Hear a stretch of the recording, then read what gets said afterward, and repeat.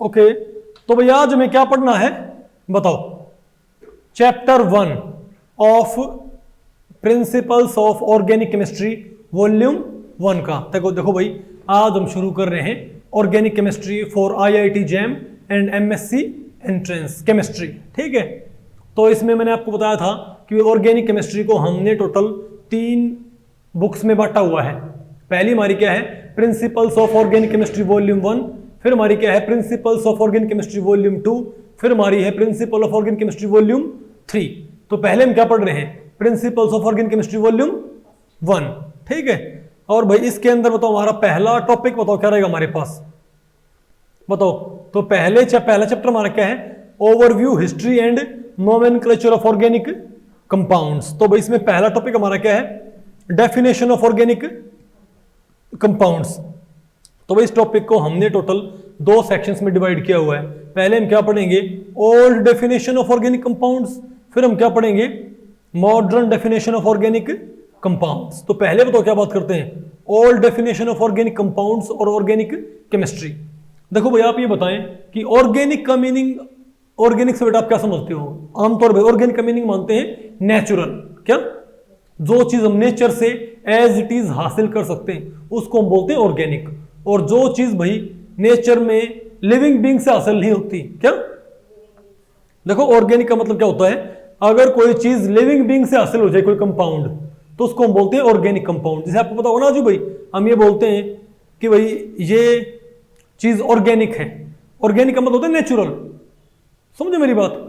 तो organic compounds पे लेकिन को मानते थे कि जो कंपाउंड्स सिर्फ लिविंग बीइंग से ही हासिल कर सकते हैं। फॉर एग्जांपल अगर मान लिया, अगर हम बात करें भाई जो प्रोटीन है, समझे बात, या भाई वाइटामिन्स हैं, या दूसरे ऑर्गेनिक कंपाउंड्स हैं, पर कई कार्बोहाइड्रेट्स हैं या प्रोटीन है, ये सब आपको पता है भाई ये हमको कहाँ से मिलते हैं, लिविंग बीइंग से। कहाँ से मिलते हैं, लिविंग बीइंग से। इवन जो यूरिया है या दूसरे कंपाउंड, वो भी हम कहाँ से हासिल कर सकते हैं, लिविंग बीइंग से। तो जो भी कंपाउंड, तो ओल्ड डेफिनेशन ये थी कि जो भी कंपाउंड लिविंग बीइंग से हासिल हो ना, जो प्रो लाइफ हो, क्या हो, मतलब लाइफ, चाहे वो लिविंग बीइंग चाहिए भाई एनिमल्स, चाहे वो क्या है, प्लांट्स हैं, सिर्फ उनके जरिए ही वो चीज मिल सके, तो उसको बोलते थे ऑर्गेनिक कंपाउंड। और जो चीज भाई नॉन लिविंग बीइंग से हमको हासिल हो जाए, जैसे हमको पता है कोई भाई जो कोई ज्वालामुखी है, वो कोई लिविंग थिंग तो होता नहीं, ठीक है, उसके अंदर कोई सेल वगैरह, भाई किसी वल्केनो में कोई सेल वगैरह तो होती नहीं कि भाई उसमें सेल है, टिश्यूज है, समझे बात। लेकिन वल्केनो के पास आपको पता होगा, आपको वहां से सल्फर मिल जाती है, क्या, सल्फर के कंपाउंड, क्या, सल्फर के कंपाउंड आपको भाई लिविंग, वहां पर आपको भाई आयरन सल्फाइड आपको मिल जाएगा, या सल्फर के आपको दूसरे कंपाउंड्स मिल जाएंगे। तो उनको हम क्या बोलते हैं, नॉन, उनको बोलते हैं इनऑर्गेनिक कंपाउंड्स।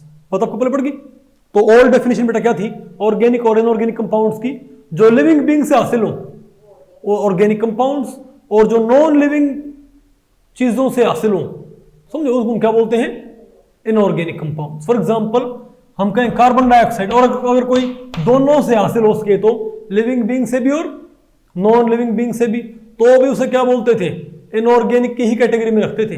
फॉर एग्जांपल हमको पता है जो कार्बन डाइऑक्साइड है वो लिविंग बीइंग्स भी रिलीज करते हैं, और भाई नेचर में non living thing, non living जो चीजें हैं उनमें भी क्या होती है, आप कोई बट आपको पता होना होती है, अब डायमंड है, डायमंड को हम जलाएंगे तो उससे भी क्या पैदा होती है, कार्बन डाइऑक्साइड। तो भी बताओ मेरे पास क्या है, तो अगर कोई दोनों से मिल सकते हैं ना कोई कंपाउंड, नॉन लिविंग थिंग से भी और लिविंग थिंग से मिल सके, उसको हम क्या, उसको भी क्या बोलेंगे आप, इनऑर्गेनिक कंपाउंड ही बोलते थे। तो ये थे हमारे पास ओल्ड डेफिनेशन। बात आपको पहले पड़ गई। जैसे आपको बताऊं मैं, आज तो हमको पता है, आज तो हम ऑर्गेनिक कंपाउंड्स को लैब में बना पाते हैं, पहले ऑर्गेनिक कंपाउंड्स लैब में बनाए नहीं जाते थे। इवन जो यूरिया होता है, जो इतना भाई पॉपुलर फर्टिलाइजर है, वो भी आप लैब में क्रिएट नहीं कर सकते थे, उसको भी सिर्फ और सिर्फ आपको कैसे हासिल करना पड़ता था, बताओ। यूरिया भाई, अरे यूरिया भी सिर्फ कैसे मिल सकता है, यूरिन के थ्रू, बताओ ना। तो भाई जो एनिमल्स होते हैं उनके अंदर, उनके यूरिन में क्या होता है, यूरिया भाई ये भी ऑर्गेनिक कंपाउंड और लिविंग बीइंग्स के अंदर ही बनता था, ठीक है। तो ये तो थे आपकी बेटा ओल्ड डेफिनेशन।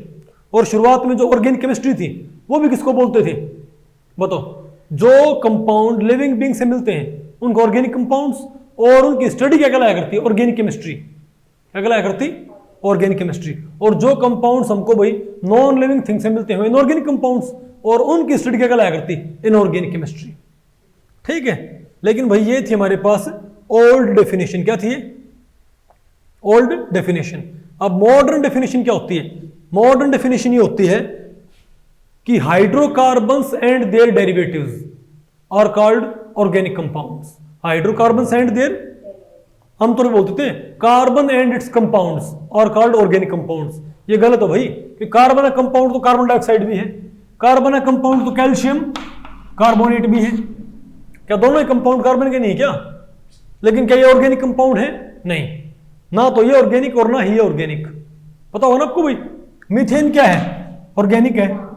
तो देखो ये तीनों ही कंपाउंड क्या कार्बन के, लेकिन ये तो क्या है इनऑर्गेनिक, ये क्या है ऑर्गेनिक।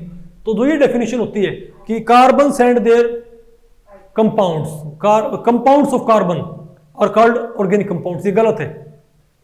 समझे बात? क्या होती नहीं, हाइड्रोकार्बन्स, हाइड्रोकार्बन्स क्या होते हैं? हाइड्रोजन और कार्बनिक कंपाउंड्स। क्या?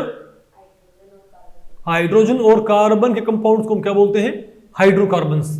तो अगर अपने हाइड्रोकार्बन्स हैं या उनके कोई भी डेरिवेटिव्स हैं, कोई भी डेरिवेटिव मतलब क्या है? फॉर एग्जांपल मेरे पास CH4 है, बोलो भाई, तो मैंने यहां पर क्या किया?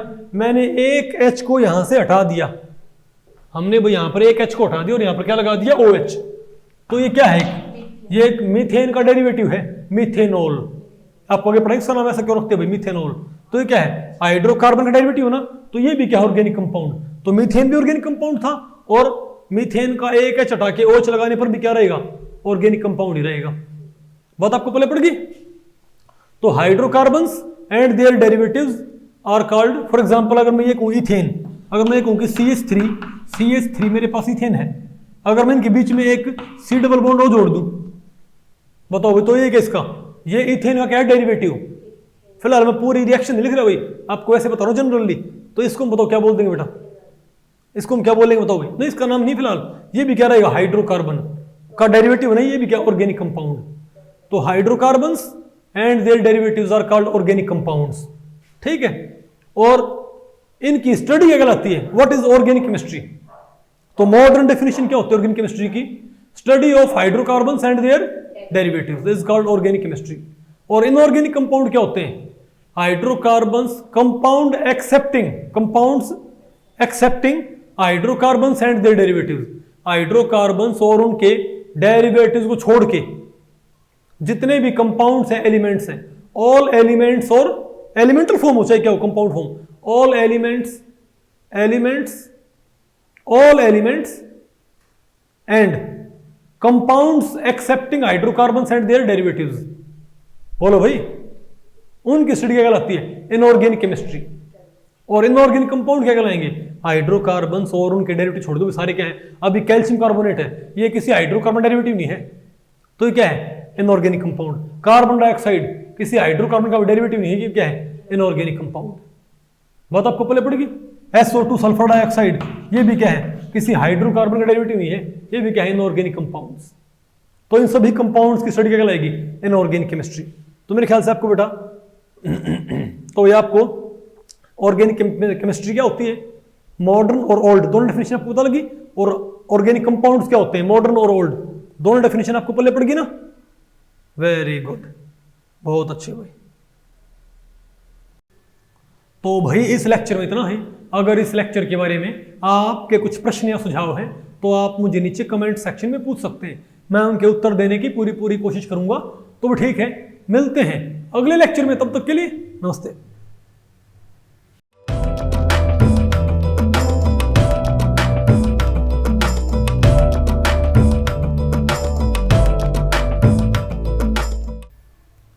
ऑर्गेनिक कंपाउंड्स और ऑर्गेनिक केमिस्ट्री से आप क्या समझते हैं? नमस्ते, मेरा नाम दलाल है और इस लेक्चर में हम इन्हीं प्रश्नों के उत्तर खोजने की कोशिश करेंगे।